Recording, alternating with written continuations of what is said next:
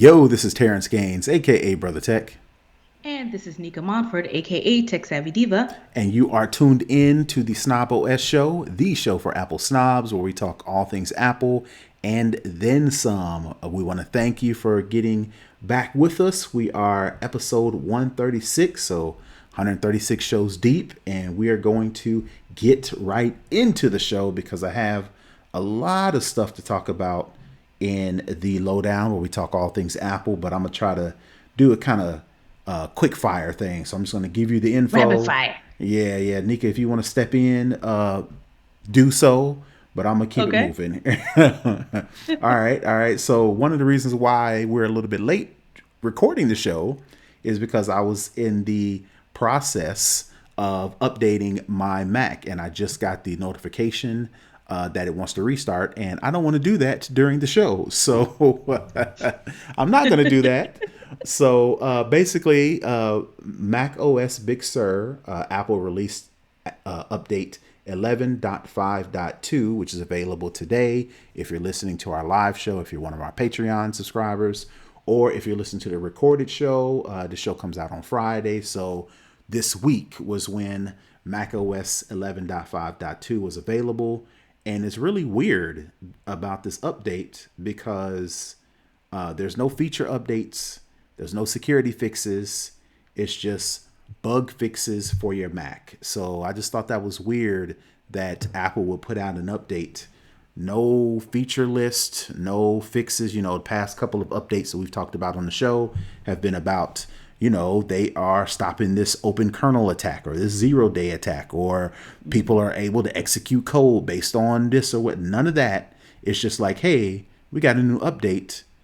You Really should not do gonna, it. yeah, really not gonna tell you what's going on. But hey, here it is. So if you want to go ahead and update, make sure you don't have a podcast to record. But just want to let you know that Mac OS 11.5.2 is available for your compatible Mac. All right, moving on to the next thing, real quick. Apple Cash now supports MasterCard debit instant transfers. So, starting today, starting this week, whenever you're listening, you can use instant transfer with MasterCard debit cards in addition to just Visa debit cards. So, basically, what happens is if you're using Apple Cash, like if me and Nika are using Apple Cash and, we're paying for something and I send her the money, once I send it to her Apple Cash account, she can then select the instant transfer, which will automatically move the money out of Apple Cash into our Visa debit card account. Or she can do the regular transfer and it'll take 1 to 3 days. Up until now, she could only do that via a Visa debit card. Now you can do it with a MasterCard debit card. So all those other, accounts, whether it be, I think most of those online banks, most of those banks where they don't have branch locations to where it's just all online, most of those issue a MasterCard debit card. So Apple was kind of excluding a lot of those people from being able to do the instant cash transfer. They could still do the 1 or 2, the 3 days, but there are some people that need that money right now. Now. Today. Right. Now, the backdrop to that, which is I'm actually going to say that Apple also announced that they are increasing the cost associating with making an instant transfer. They're going to go up to 1.5% to a maximum of $15 per transaction. So if you're trying to move, $1,000, $5,000 from your Apple Cash account into your MasterCard or Visa a card instantly, they're gonna hit you up for that money. So be careful. I always do the 1 or 2 a day, the free version, because I really don't need it right then and there. Right. But if you're in a pinch and you need that money immediately in your account, now MasterCard and Visa card users can do instant transfers via Apple Cash. All right. Another update: Microsoft is to end OneDrive sync support for certain Macs. So starting September 10th, Microsoft will end support for the OneDrive sync app on Mac OS Sierra 10.12 and Mac OS High Sierra 10.13. So basically, if you want to continue to use OneDrive, you can use it. They're not going to cut it off. They're just going to stop support. That means no updates, no fixes, no new features. If you have one of these older Macs that only can go up to High Sierra 10.13, You could pretty much use it as it is. If you want to get the newer updates, newer versions, you got to have Mac OS Mojave and up.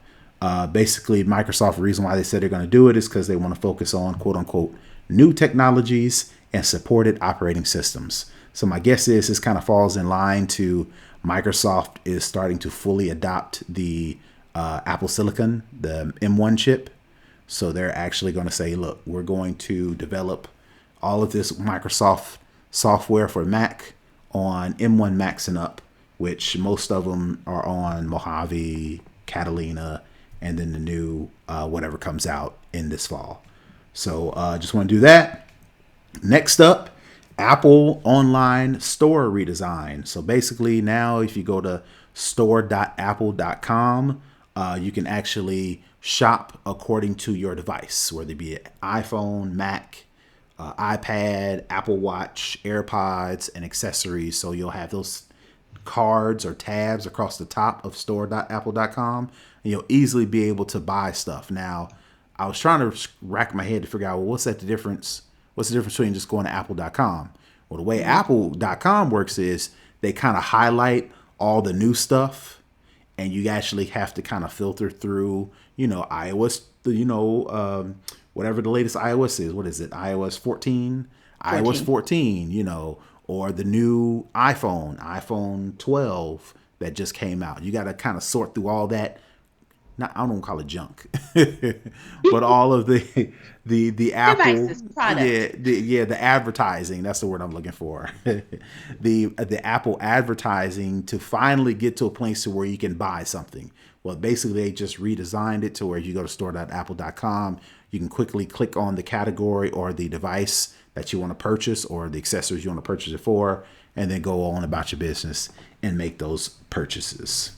I think it's more evidence that Apple is kind of going to this one Apple type of mentality. We've talked about it before, how they are trying to make iOS, Mac OS, iPad OS all look the same across the board. I think that's now extending, to, things as simple as their website. We know that they're doing it with Xcode, where you develop for one, it pretty much goes to all of them. So I just think it's just further proof that Apple is moving towards that one look, one feel across everything that they have. Right. And in addition to that, the easier it is to find something to buy, the easier it is I'm going to buy it, and the more money I'm going to spend versus trying to weed through sift through all the advertising in order to click that buy now button. So they're making it easier to buy, and also probably looks better. I haven't looked at it on my phone, but I'm pretty sure the store.apple.com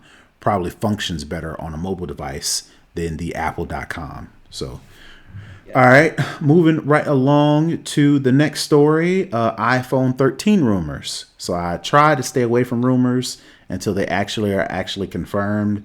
But some of these rumors everybody's kind of talking about. So it's almost like, the more people talk about it, it seems like these are the features that are more than likely to show up in the upcoming iPhone 13. Now, again, we don't know if they're going to call it iPhone 13 yet. But again, as you can imagine, the bulk of the newer features are going to include a video version of iPhone's portrait mode feature, the ability to record video in a higher quality format called ProRes, and new filters-like system that improves the look and colors of photos, according to quote-unquote people familiar with the matter. So basically, camera updates, specifically this video version of portrait mode. So I took back-to-school pictures of my kids, and I used the portrait mode on my iPhone 12 Pro Max. And them pictures, I look back every once in a while, I just look at them and be like, man, I'm a pretty good photographer. But of course, it ain't me. It's the iPhone 12 Pro Max in the portrait mode for the photos. So I'm definitely interested to see how the video version of portrait mode works. And for those who don't know what portrait mode is, basically it just puts the focus on the target in the picture, and kind of everything surrounding or behind or in the background, it kind of blurs it out to where it actually punches up the detail of the person, the image, the object that you're actually shooting. So it'd be interesting to see how that works with video when it's video, right? When you're moving around, when you're recording movement or when you're recording actions. I'm curious to see how that portrait mode works with that. I'm pretty sure Apple has probably got it together, which is why people are starting to talk about it. A couple other things coming that people are kind of all but confirming with iPhone 13 is, of course, a faster A15 chip, the smaller notch. We've kind of talked about that on previous shows, to where they figured out technology to where they can hide the sensors behind the screen versus stopping the screen and then having that gap for all of the sensors. They can put most of the sensors behind the screen, which they can make the screen bigger, which will make the notch smaller. And then the faster screen refresh for smoother scrolling. So you think of, I think the thing that Samsung Galaxy devices are doing are using the 120 hertz refresh rate, which makes everything smoother. So when you're swiping in between pages or swiping through apps or swiping through web pages, everything is so much smoother to where it feels more realistic, feels more natural. So those are the iPhone 13 rumors. What iPhone do you have? Do you have the 12? Yeah, I have the 12 Pro. Okay. Now, the Yeah. reason why I ask is, do you plan on getting the iPhone 13? Or are you going to skip a year, or what are your plans just based on what we know so far? My thoughts right now are to skip it. Okay. Um, because that's pretty much I had the 10 Mm-hmm. the 10. Mm-hmm. Yeah, I didn't have I didn't 11. have the no, I didn't have the yeah, I didn't get the 10s Max Mm-hmm. or the 10s. And I skipped the 11 because I was waiting for 5G and Right. the 11 didn't have 5G. So I waited until the 12 because by then I was, itching for a new device. But Right. I think as of now, unless something else comes out on the announcement, I think I'm going to skip it. Okay. What are Well, your thoughts, plans? well, I was going to ask one more question. So, you brought up a good segue, unlike the pre-show where I did a terrible segue. You brought up a good segue. What in your imagination would make you get the iPhone 13 when you currently own the iPhone 12? What knockout feature would entice you to spend that money? I don't even know if it's necessarily a feature. I would say at this point, probably a redesign Okay. would probably, because I mean, based on this article, it's going to be the same sizes. So we're not getting any more screen real estate. We may get a little bit more with the shrinkage of the notch, but we aren't really getting any new larger sizes or any more screen real estate.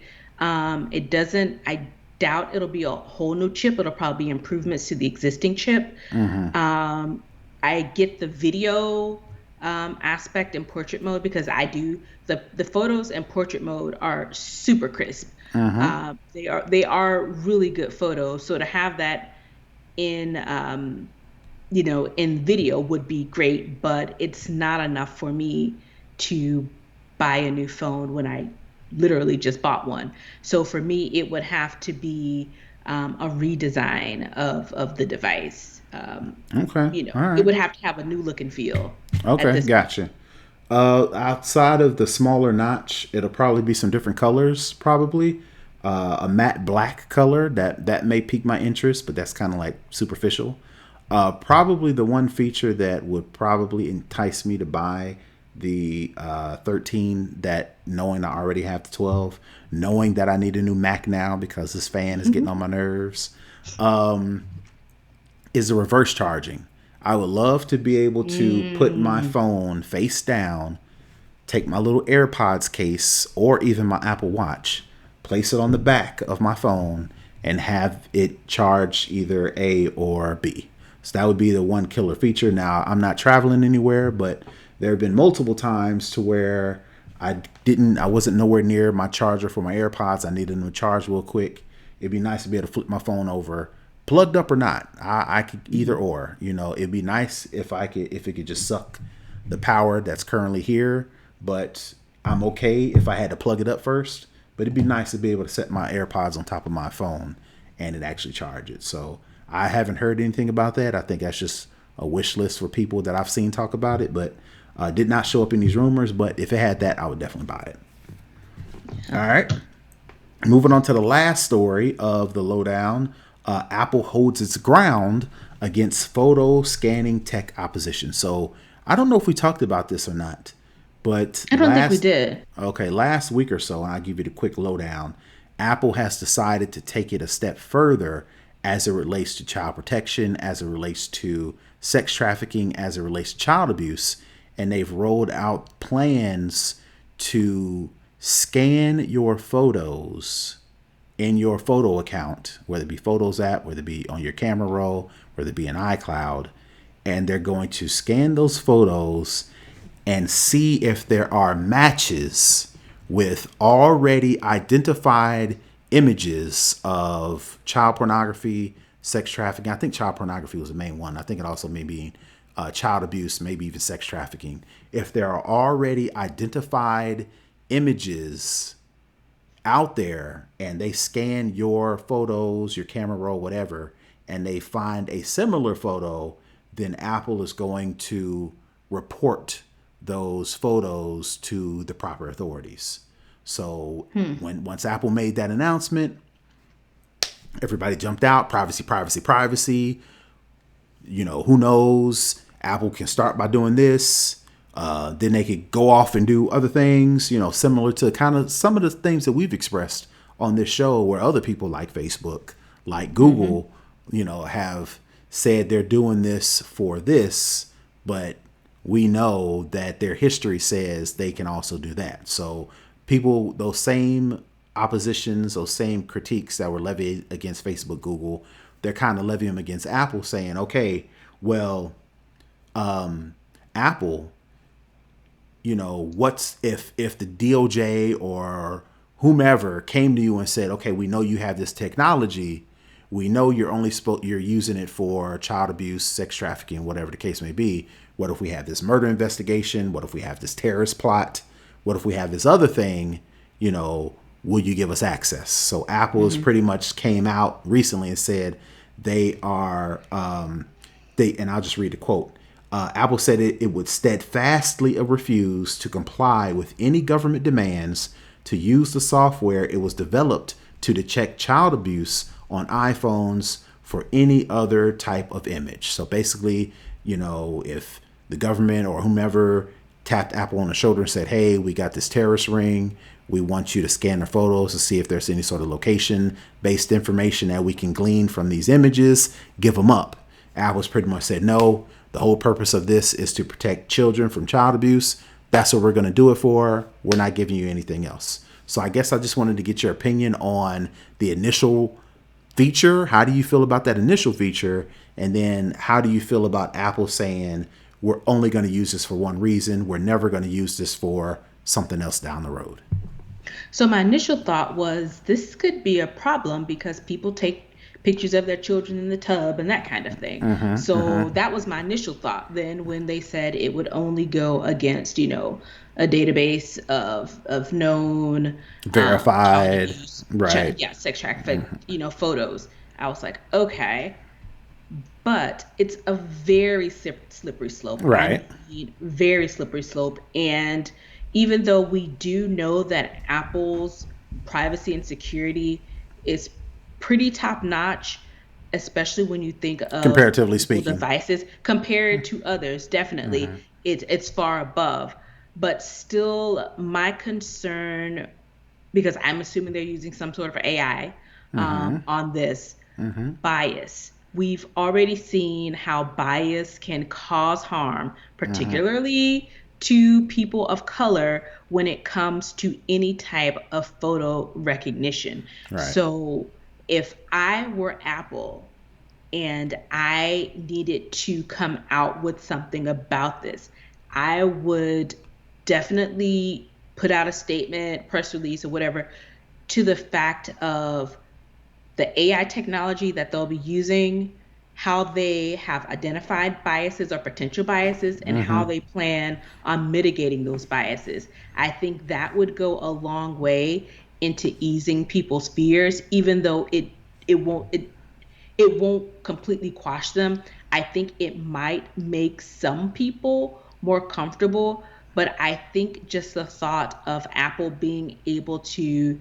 randomly scan your phone and all of your photos without, any type of, um, what's the word I'm looking for? Any type of oversight, Right. or how are they managing themselves? Because do they have like an internal review board to make sure that if issues do pop up, how they're handling? What are your rules? What are your regulations around how you're going to handle these millions of devices with millions of photos? How are you going to handle all of that data? It still may be internal to Apple, but Apple is not the, absolute of anything. So that would be where I would be coming from. How are you going to make sure that your consumer and their data is protected against bias and Right. misuse? Right. And that makes a good point. Even if they decide to go forward with this, yeah, that makes a good point. You need to immediately say, this is how we're going to combat this. This is how we're going to combat that. We know this exists. Here's our strategies to get around that, versus doing it after the fact when an Mhm. incident happens. And then they're like, oh, well, Apple makes sure we pride ourselves. No, nobody want to hear that after the fact. We want to hear that now, especially like you said, as it relates Before to. people's lives are possibly ruined, Right. because once you put that out there, there's Once you there's get that no there's no label, going back. Yeah, yeah, there's no buddy. going back. Apple can come out and say, yes, this was false, this wasn't true, it was our mistake. But once it's out there in the digitally, it's always going to pop up And in the in court of in public some opinion, respect. and in Yes. court of public opinion, once it gets out that you've been anyway associated with this, Images of child right, pornography it's or a wrap. It harassment, is a it's a wrap. wrap. Nobody Yeah. wants to touch you with a 10-foot pole if you're even remotely associated with any sort of child abuse. So yeah, you definitely And want how to. long is it going to take to clear it up? Right. This stuff is going to be out there circulating, and by that time, your name is at that point worthless. Right. So just wanted to make sure people understand about this software. So I opened up the story just to make sure people understand. The new tool will be implemented for users in the US first and introduced across the world later on. The feature works only if a user's iCloud service on their phone is switched on. It cannot detect any new child abuse images. So basically, what that means is, current images in your phone's camera roll, if you have iCloud syncing switched on, those will possibly be scanned to see if they match any. Let me make sure I read this. Could scan an iPhone user's photo to check if any match known images of child sex abuse. So again, I just want to make sure I emphasize that, because they can only escalate to the next level if it matches known images of child sex abuse. So I guess my standpoint is, I hope Apple is secure with their technology and comfortable enough and to say, okay, we trust that this photo in your camera roll connected to iCloud 100%, not 99.999, 100% matches this same image that has already been uploaded to the child abuse database, child sex Hmm. abuse database. If they're, I hope they, Apple's great. I love Apple. I use Apple for all their products. I trust them. I've got all these, I'm in the ecosystem, right?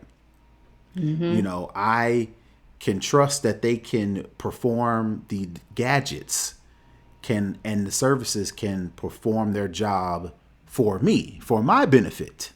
This, not I'm not saying I'm a child abuse, but this is something that I don't control. I don't Yeah. use, I use a Mac, I use an iPhone, I use an iPad, I use their services. I don't use the child sex abuse database, right? So this is Hmm. something that's happening in the background that Apple is doing on my device and comparing it to this database, which involves me. So this is something out of my control. So like I said, I hope Apple know what they're doing, because the first time, it's only going to take one.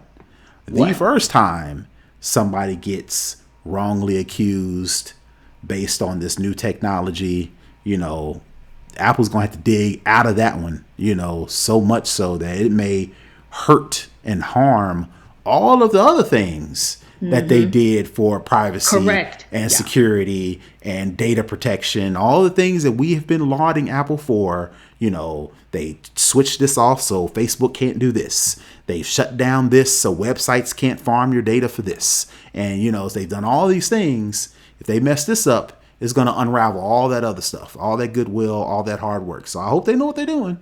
In the words of Janet Jackson, what have you done for me lately? Right. Because if this messes up, it's not going to matter all the other good things they've done as it relates to data privacy. You It's only only funky going as your to be last this. cut. Right? You are Right. only And as the funky. thing Yep. and the thing is, Apple is not above reproach. We love Apple. This is an Apple-centric podcast. We use their devices, but at the end of the day, if they mess this up, it's going to have far-reaching consequences. And let's be clear, no piece of software, once it goes to production, is 100%. Right. Yep. 70% is pretty much the standard for most software companies. Right. Anything above that is gravy.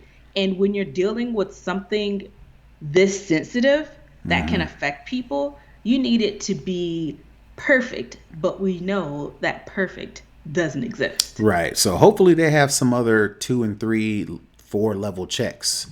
You know, this technology fires off a notification to somebody, a team, somebody, a group. For some internal review or Right. something. Right. Somebody looks But at who these wants to look things. at child abuse photos all day as a part of their job? I But they can't have to think. have something like that. Again, I don't know how it works. You know, if they anonymize, you know, all the data is anonymous until it's flagged, until this team comes in and says, "Yep, those 2 images match. This is an issue."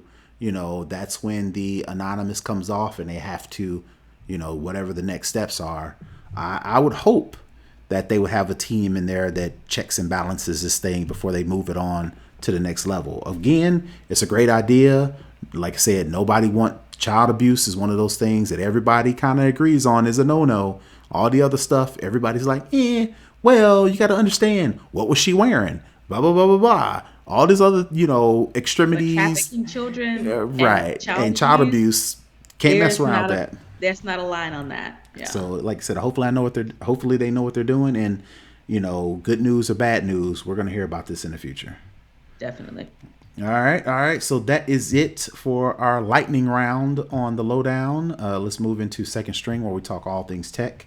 Speaking of privacy and protection of minors, Google has decided that it's going to block targeted advertising based on the age, gender, or interests of people under 18. So basically, automatically out of the gate, any user under the age of 18 that has a Google account, Google is automatically going to block targeted advertising based on age, gender, or interest. So, you know, if my daughter, you know, she's using Google and she's using it to look up this and research that and look into this, Google is not going to then give her targeted advertising based on her age, gender, or interests. YouTube, which is owned by Google, of course, said it will also change the default video upload settings for minors automatically out of the gate, choosing the most private option available. So again, I can relate this directly to me. My 11-year-old has decided she wants to start a YouTube channel of her just playing on her favorite game.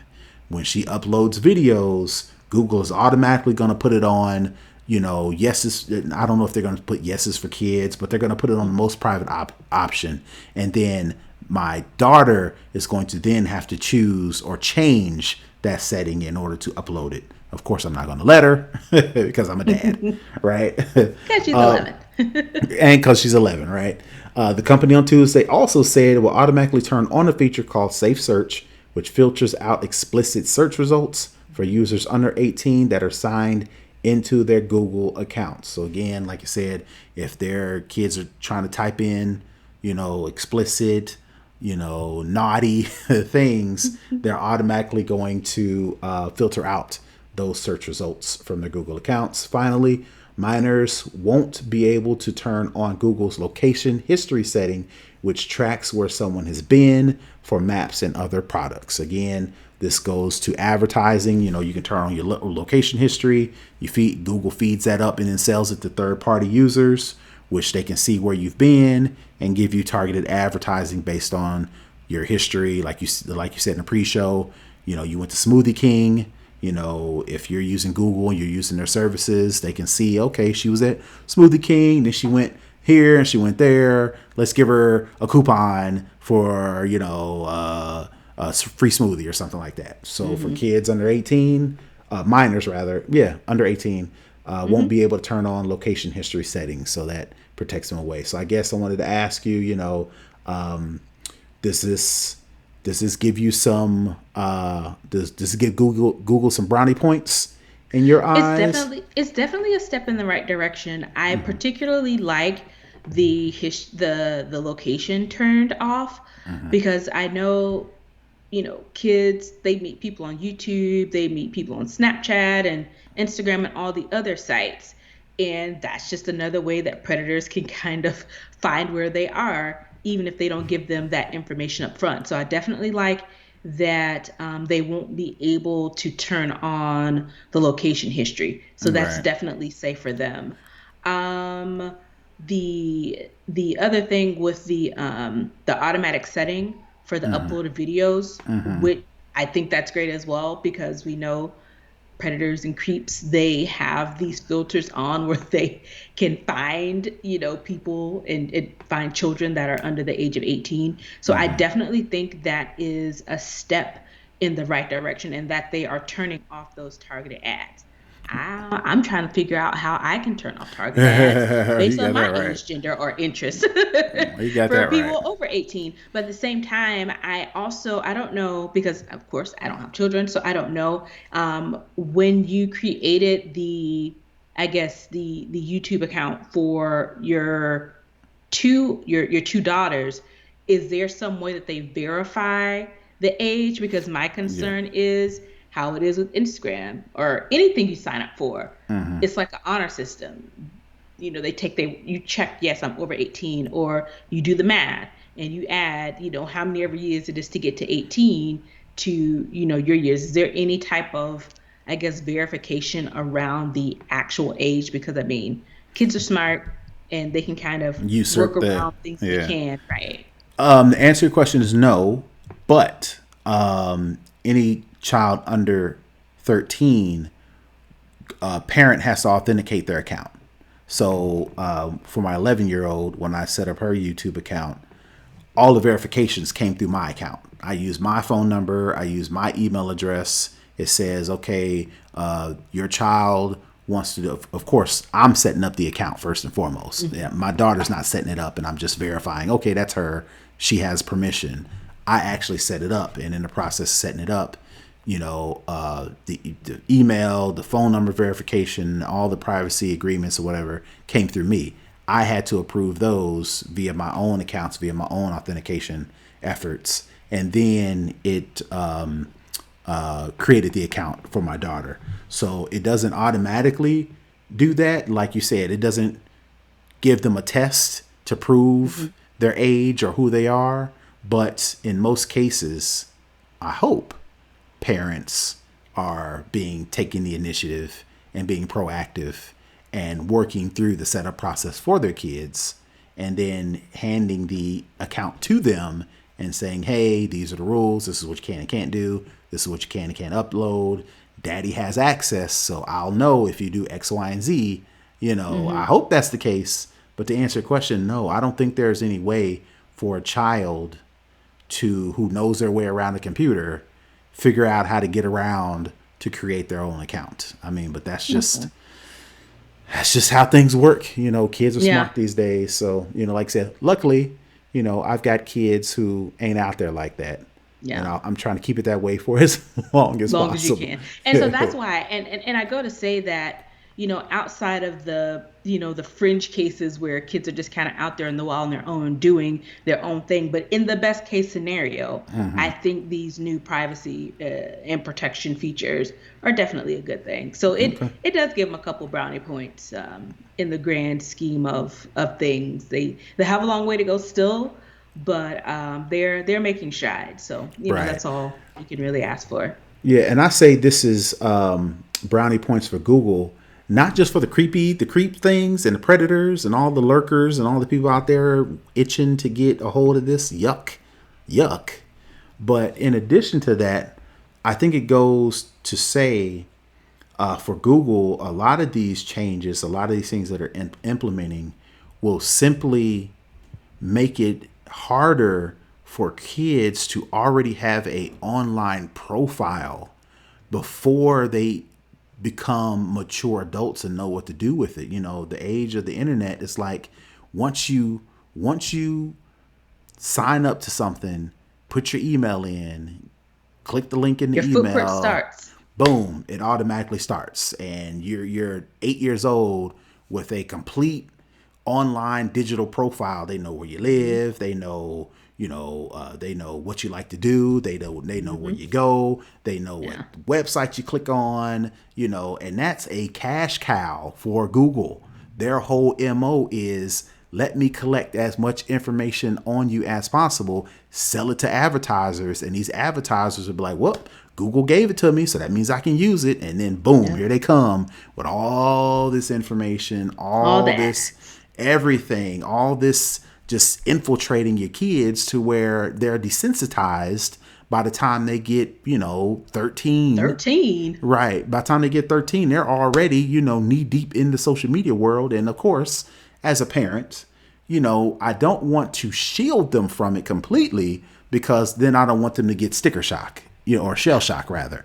Then I You don't have finally to be open. completely green when they step out there. Exactly, exactly. Yeah. To where those are the times where kids tend to get naive because they're so green and they don't understand. But at the same time, it's like, I want to protect them somehow. But it's Yeah. almost like, up until now, with many of these sites, social media, websites, it's been impossible because that's how the internet makes money. They sell you ads. So, like I said, for Google to be to them to kind of clamp down on their own abilities to make money by implementing these protections for minors. I think like I said, they get a little props. Like I said, they Yeah. got a long way to go, like you mentioned, but for them to kind of shoot the gift horse in the mouth, for lack of a better term, I think they get a little brownie points for that. Yeah, they're taking steps in the right direction. They're trending upward. Right. Let's hope they don't expend all this goodwill next week. Oh, they're going to. They're gonna do something and be like, oops. All that stuff we just did, scratch that.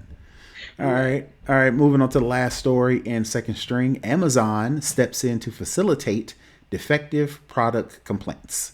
I don't know if you know this. I'm pretty sure you know this, but the royal you, when you buy something from Amazon, 9 times out of 10, you are not buying it from Amazon. Amazon is a marketplace, and anybody with any old funky little product can list it on Amazon. Then we go on Amazon and buy that funky old product. And by the time we get it in our house, it's either too small, completely not the same thing that we advertise that they advertise. It don't work, wrong color. I mean, there's been plenty of stories on internet to where people order things off of Amazon. I remember I've seen this one to where this lady ordered a teddy bear, and on the images, she thought there was this big old teddy bear. She ordered it, got home, it was about the size of this little. No, So, the one about the couch. She thought it was oh, was it? adult size couch. It was a kid's couch.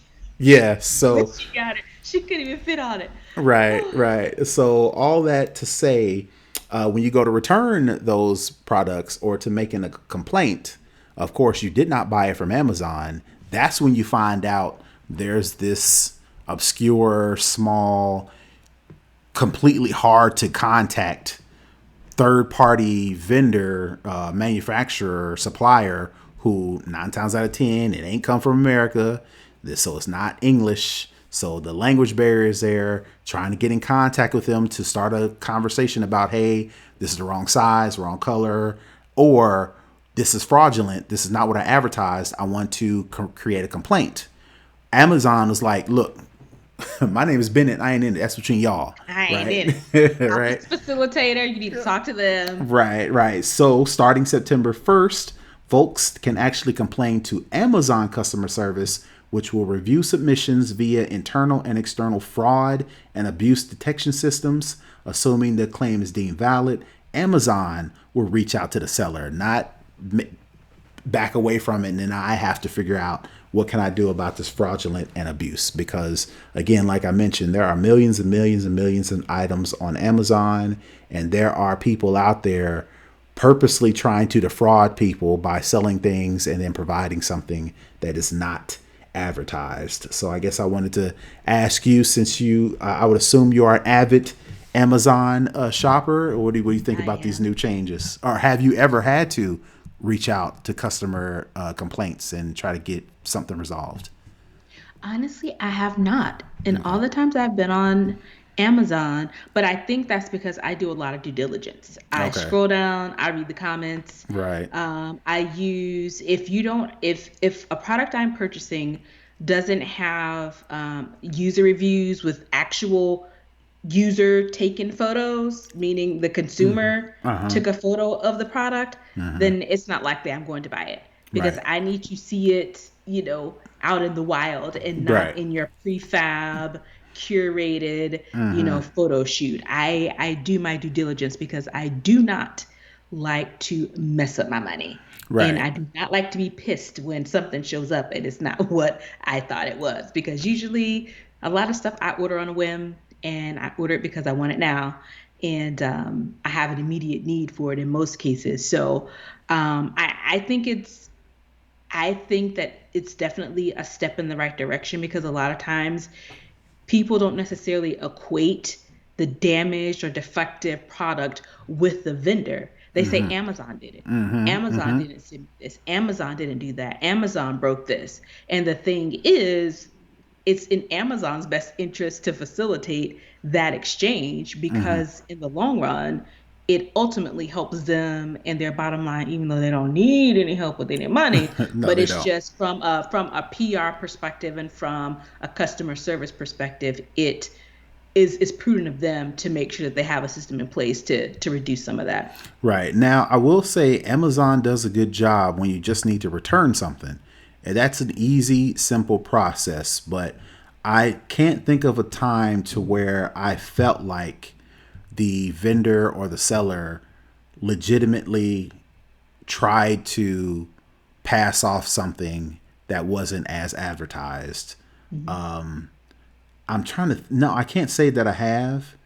But again, like I mentioned, if you just want to return it and get your money back, Amazon is pretty good with that. It's like, look, I ain't got we make too much money to be trying to mess with your little $4 here, take it, right? Right. Yeah. But when it comes down to something as actually fraud, like they are selling some, or specifically, I guess for Amazon sellers, like if I, have whatever that I want to list on Amazon, and then another company tries to then take my account or kind of jack my listing and trying to pass it off as theirs, I could see how trying to contact Amazon, trying to figure things out could be Mhm. hard, especially when Amazon says, hey, you need to contact them, we didn't do it.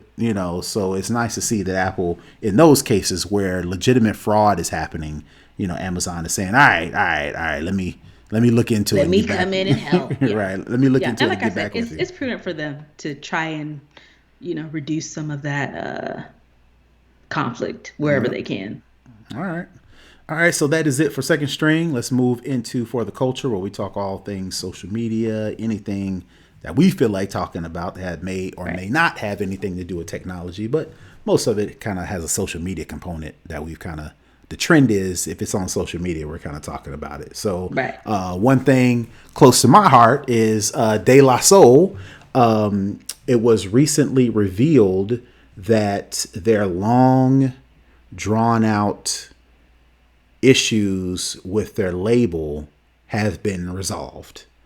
For those who don't know, De La Soul and Tommy Boy Records, which was the label that they belonged to when they did all their popular songs, all their popular, beloved music, they were holding their music hostage.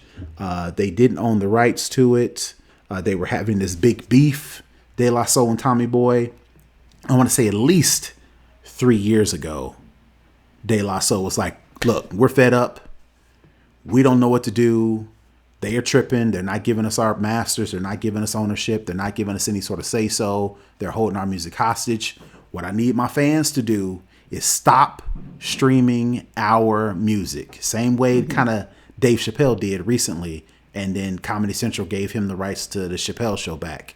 De La Soul did it way before Dave Chappelle did it. And personally, for the past 3 or 4 years, I haven't streamed or listened to any De La Soul music, much to my chagrin, because I wanted to be obedient. Now it looks like a new group came in, purchased Tommy Boy Records, and it looks like they have came up with an agreement with De La Soul to where they have resolved their music rights issues. They own their masters, and it looks like as early as this fall, music should not only have they given us the green light to then go and kind of stream what you can find, but the music that they have pulled down or hasn't been made available on streaming, Apple Music, Tidal, Spotify, Google Music, whatever, that stuff looks like it'll be starting to populate back up in the fall. So, like I said, Nice. I put this in here because I am a De La Soul fan. And like I said, I wanted to be obedient, so I did not listen to any of their music. So it'd be nice to be able to go back in and kind of go back down the go do a little time traveling and go back and listen to some of that music and also stream it with all the other people that were kind of like, hooray, that, it's a new day now. So shout out to Yeah. them. You know, Whenever a creator can get back control of their art, it's a good day. and So, there's and are these creators are starting to realize the power in ownership. hmm Of course, and it kind of all started to fall apart when streaming started to take over. Because when hmm streaming came over, it made it even harder for them to get their money because there wasn't a label directly involved. The label, previously how it worked is, the artist would go in, they would make music, they would give it to the label. The label would package it up. They would advertise, street team. They would set up all the interviews, set up the tour, set everything up. When the album hit the store shelves and we physically bought it, physical physical seeing purchase, I give you money, you give me the cassettes. thing, I put the CD in, put the tape in, play it, they would get a percentage off of that. When streaming came, that kind of clouded all that up. So artists was like, Muddied all the hey, waters. right, I'm not getting the same kind of money I was getting. Some of these artists kind of fell by the wayside. There are a lot of artists, I would say, between 2004 on up to as early as 2014, 15, 16. There are a lot of good artists that we never even heard about. They never made it because that was that transition time from what's going on with music, what is streaming doing, to now. Physical to digital. Right now, I'd say 2016 on up until now, everybody kind of understands streaming. They kind of knows how it works. Artists have started to take their own ownership. Artists are starting to put out their own music. They're starting to make their own labels. But that 2004 to 2014, 15, 16, there are a lot of artists I personally listen to now that's like, man, imagine if they would have figured this out earlier. They would be mega superstars, but now they're just Yeah. cult favorites, right? So, Yeah. go ahead. And it all goes back to, when streaming started and they realized they were getting, you know, half and quarters of cents Right, on the dollar per right, stream. right. That, kind of opened the eyes. And you can kind of see it now where whoever owns the music, I mean, it's even more so visible now with control. If you think about the whole Aaliyah situation, her music, she's been passed away. How it's been, like, she was our age. Right, She would have been our age. So that's been like 20 years ago. right, So her music is just now going to be put on streaming devices. But her family and her right. estate didn't own the music. technically her uncle owned it. Right. And so there hasn't been any revenue generated from her music. But Hmm. now that it's coming back on streaming, her estate isn't going to get all that money. They're probably going to get a tiny fraction If with any. him, if any, with him controlling And all not of the music. and not only that, you bring up a good point about Aliyah. I heard that the only reason why Aliyah's music is starting to stream now is because the uncle, like you mentioned, has some new artists in the Hmm. wing, and he needs the money from the streaming of Aliyah's music in order to prop up this new artist to get the funding to launch their career or whatever. So Yeah, and even so his that, record label was Blackground. So it's now Blackground 2.0. So he's basically reviving his record label, but he right, can only revive it with the from her music funds because from that the was music, pretty much, I think he the had cash Tony cow. Braxton on his label for a little while. I think maybe Tank on his label for a little while. So his big money makers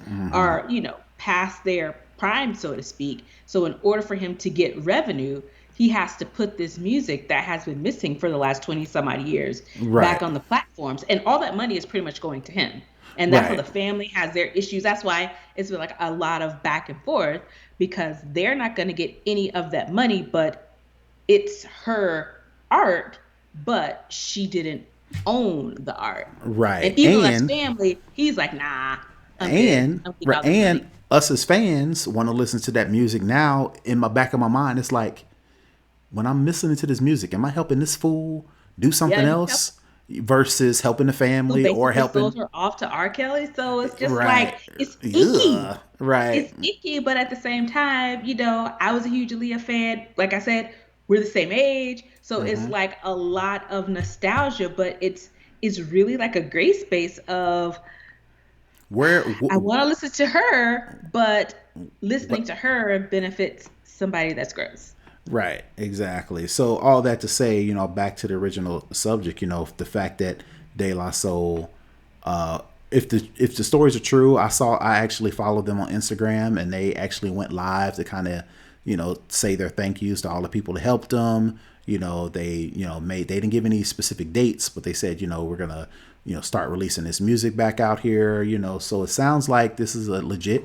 If that's the case, like I said, it's nice to see artists for the past 5 years or so. You really seen artists like, look, this label thing, if I'm already going to see pennies on the dollar of my own music because I have to stream it, you can't get around it anymore. Yeah. iTunes, to where you can purchase music, still exists. You can still go on iTunes and buy an album. Who does that? Who does that? We And stream even it, more so, who's buying CDs or in a store? I vinyls, don't even or know. Do they even vinyl? Probably for the nostalgia, but there's no huge volumes of vinyl being sold. It's right, like it's a niche. Physical copies of music is a niche market right right, now. and everybody is streaming. So if, as an artist, if I say, look, if I'm only going to get half a third of a percent of a penny, I might as well get all that half. I might Mhm. as well get it Give me that all whole half of a third of a penny. and let me control everything from the front back, and making themselves a label, putting out their own advertising. Again, with social media, it's a whole lot easier nowadays.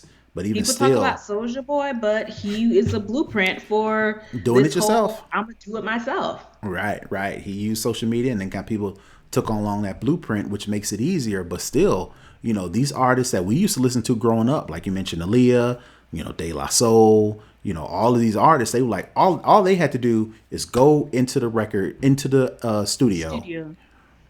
do their song, do the interviews, go on tour. Go on tour. That's all they had to do.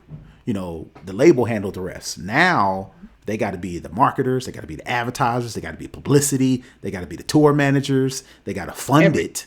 They got to fund it. They got to put up all the money for the tours. They got to manage all that stuff. All that's just so they can get that one half of a third of a Third penny. of a percent. Yeah. But ownership, as you can see, I'd rather do that than have to Yeah. be fighting for something that is supposed to be mine. Yeah. Right. I created it. Yeah. Yep. Definitely. All right. So shout out to them. Last one on the list. I started not to talk about it, but I was like, You we have talked to. about it last week. We talked about it the week before. It's an ongoing story. It looks like the baby has decided, you know what? That half-ass apology, I take it back. So it looks Because I like didn't mean it no way. because I ain't made it no way, and removed his apology from Instagram. I couldn't find him or his camp or somebody actually giving an actual reason as to why They did it. they did it. Okay, they They did did not. not. Okay. I think some people were saying, maybe he was using this. Get rid of the post to kind of get so stay quiet, right? If it don't exist, quote unquote, which nothing once you put it on the internet, nothing ever goes away, Screenshots exist. right? But maybe some way it would kind of quiet everything down to where he would maybe start to get booked because of them scouring your social media. I don't know, but like I said, he didn't mention a reason. He just said, you know what, I'm just gonna take this down. So you know what I heard last week? I was in the car and I was listening, I think I can't remember if it was Apple Music or Apple Music Live or to a podcast. But the reason behind all of this, for him getting dropped, he promised Lollapalooza. Wait, what was the second one? He did at Rolling Loud. So he Right. had promised Lollapalooza that he would do a video apology. Okay. And that's what he committed to all of the other uh Venues. festivals, Uh huh. but he did this apology instead. And when he backed off of his commitment of doing the video, that's why they were all dropping right back to back to back, Right. because he had agreed to do a video apology by a certain date. So instead of doing the video apology, he did this word apology. So after he saw that this word apology didn't help him, I think that's why he pulled it. I think he thought, doing this, he's such a huge star. I think he realized he's not that big of a star and he's Right. not that popular by all of the backlash. I think, being the petty person that he likely is, he Right. refused the apology because he was like, well, it It ain't didn't helping me. work. Right. So It didn't forget work. it. Uh I huh. ain't Yeah. mean it no way. So I'm I taking. think, Yeah. yeah, I think he, took his toys and went home because, let me say, took his ball and went home Right. because nobody wanted to play with him. Right. And that makes sense. It'll be interesting to see what happens with the baby. Now he is popular. He had some hit songs. He used those songs to levitate him to all these appearances. He's almost like the face of the new age or whatever the case may be. But like we said, time and time and time and time again, we are quick to change the channel. There are 50 million thousand little babies, baby this, Mr. Little Big Baby. I don't know, but I'm pretty sure there are a lot of people who sound like him, have the same origin Who are story, actually better than him, who because are Lil Baby, I think, is replacing him in a lot of stuff. And right, apparently Lil Baby's really good. right. I don't know, but yeah, a a a a masculine, young, from the streets rapper with swag and all of the attributes that you attribute to today's rap star. There are 50 million thousand of them waiting in the wings, and you can be easy replaceable on top of our shortest attention span. So Right. it'll be interesting to see, especially with things like Rihanna has become a billionaire. All of these are rappers our age, hip hop artists, Jay-Z, Nas. They are starting Nas just to. came out with the new album. He That's just dope. and not just that. Donda is on the way. They're changing what it means to be a rap star because they are investing in things. They are expanding their brands outside of music. They're Beyonce more went conscious and right, socially aware. right. When's the last time Beyonce put out an album? When is Rihanna ever going to put out another album? She's a So billionaire. She don't need to. So exactly, that is exactly that's my the point. point. They're changing what it means to be a superstar, and these newer artists of today although they do have the do it myself mentality of being their own labels, doing their own social media, which in his case is failing, but he is He doing couldn't his even own. be a superstar before he started to go all nutty. Right. How long, what is the longevity of today's rap star when they have to go from gritty in the streets, to Jay-Z, Nas, Rihanna, Beyonce level before we move on to the next person?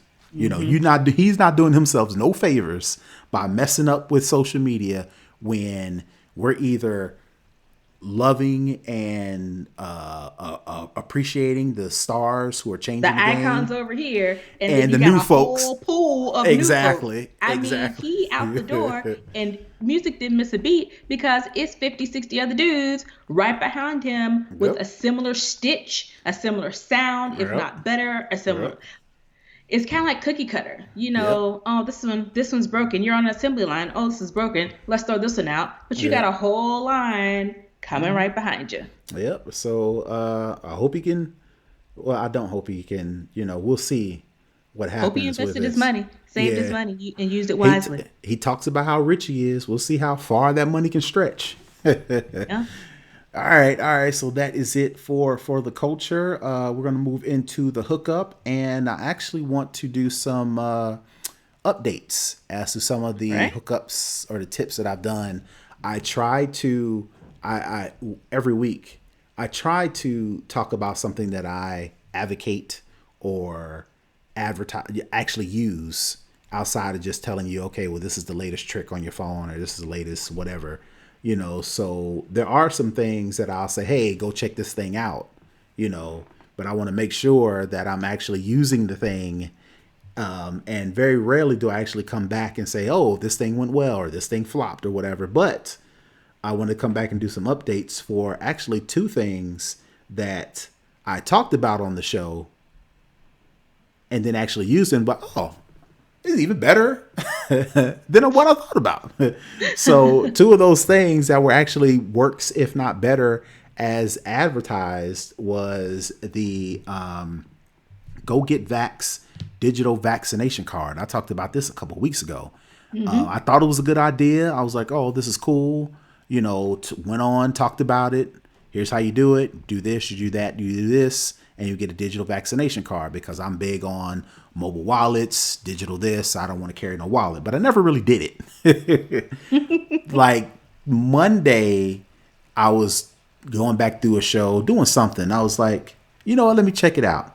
And actually went through the process of digitizing my vaccination card. And it works better than what I thought it was going to be. And, I actually, Nice. yeah. So, again, going through the process, I'll just do like a highlight again. You go to gogetvax.com. You need your driver's license. You actually need your vaccination card because you actually have to read off some of the batch numbers, some of the numbers associated with the actual doses that you got. Once you do that, snap a picture of your credit card. I'm sorry, your driver's license, confirm the information on your vaccination card. You uploaded. I'd say, I thought it was going to be like a week. In Hmm. like 5 minutes, they were able to verify my information and actually send me the actual digital card that I could put in my Apple Wallet. But Nice. what I thought was so interesting was, even though it was so fast, it seems like it's harder to spoof that information because they actually show you on your digital vaccination card that you've been step one, step two verified. So there's like multiple processes that they go to verify. It's not just take a picture, they digitize the picture and then send you a digital card. No, they actually verify who you are. They verify your digital vaccination card, and then they actually, because you have to put the codes from the different dosage, once they get all that information, they say, okay, he's step one verified, now he's step two verified. So then if I want to use it, like if I'm going on a plane or if I'm going to an event and they require a vaccination, I show them my digital card, they have to scan it, and then they scan it. It takes them to the Go Get Vax website, and the Go Get Vax website says, okay, this person's legit. They're at this step, they're at that step, And then it's, of course, it's on the onus of the venue or the whatever that says, okay, you're good to go. But I just thought that was cool because they Nice. actually go through and verify who you are, versus where I thought it was you just upload a picture of your vaccination card and they put that in digital format. No, they're actually verifying who you are, verifying you took these dosages, so on and so forth. Nice. So that was the first one. The second one was, I think I talked about this last week or the week before, was the biometric fingerprint cabinet lock. I talked about it because I was like, oh, this is something that I need. I actually purchased it. I actually installed it. And again, this is one of those, it works better than I thought it was. Like I mentioned in the show, me and my wife, for our anniversary gift, we're getting our closets redone. We finally got our closets 95% wrong. We got some beef a little bit with the contractor. I'll just put it like this. There are carpenters, and then there are people that work with wood. There's a difference between the two, so I'll leave it at that. But anyway, once we got that finished, we started moving our clothes in. The main reason why I wanted to get this thumbprint lock was I wanted to be able to quickly access my firearm if my family or my house is being threatened, but I wanted to keep it safe and not have to jump through all the hoops to actually get to my firearm, because the way I was doing it before was I hid a key somewhere. So if something were to happen, if the middle of the night, I would have to, get my wherewithals together to be able to remember where I hid the key, go find the key, go into my closet where my, firearm is stashed, use the key, because there's a couple different keys on the little keychain, find the right one, get it in the lock, unlock the lock, take the lock off, open it, and then do whatever. I wanted a quicker way to do that. So the thumbprint thing I thought was the easiest way to do it. That's why I talked about it. But when I actually purchased it, it took maybe an hour to install. And that was only because I measured 50-11 times. I watch home improvement shows. I did not want to be one of those people who said they measured it and then it'd be way off, because I just got this brand new white closet cabinets, and I didn't want to have a bunch of holes in my closet drawer. So I measured 50-11 times, took about an hour, registered my fingerprints, registered my wife's fingerprints, and it actually works pretty smooth. So much so I actually put a video on social media of me actually using my thumb to unlock it. And it's just how you do when you use your thumbprint to unlock a compatible phone or a Mac or anything. You use your thumbprint, like Macs and iPhones. You put your thumbprint on there, opens it right up. I say after 3 seconds, the lock comes back up. As soon as I close the drawer, it's locked. So I'm going to let people know. I'll put a link to the show notes for both of those if you want to check them out. Before, they were Brother Tech approved. Now they're Brother Tech. This is the real deal. Verified. This is Brother Tech. First they were Brother Tech approved. Now Brother Tech verified. So definitely go check those out. And I think, without any further ado, Nica, if you don't have anything else, I think that is going to be it for this week. We definitely appreciate you for hanging in there with us to show us some support, show us some love. There's a couple ways you can do it. First and foremost, you can download, rate, and review the show. Please do those. That helps us get up the ranks. We're on Apple Podcasts, Google Podcasts, and Spotify. You can actually engage with us on Twitter, Instagram, and Facebook. We're at SnobOScast. You can watch us on YouTube. Every week we upload the video to YouTube. Go to check out at SnobOScast, and of course do all the YouTube stuff, like, subscribe, leave a comment, get a notification, all that good stuff. You can leave us a comment. You can do so by going to our website at snoboscast.com, or you can shoot us an email at snoboscast@gmail.com. You can actually show us some love financially. You can support our Patreon if you go to patreon.com/snoboscast. And for as little as $5, I put up 2 hands, but it's just $5. Gives you access to our pre-show where we talk about, give you exclusive content that you won't find on the recording. You get access to the live show, to where you get the show earlier versus waiting until Friday. And you get access to our chat community. If you don't want to do the $5 month commitment, you can give us a love offering via PayPal. If you go to paypal.me/snobos, you can drop us a little offering that way. We want to thank all of our Patreons. Charles, we see you. Definitely. We see you in the tweet, in the comments. We see you. We appreciate that. Like I said, we thank our supporters and we thank all of y'all. And till then, till next time, we are out. Peace. Bye.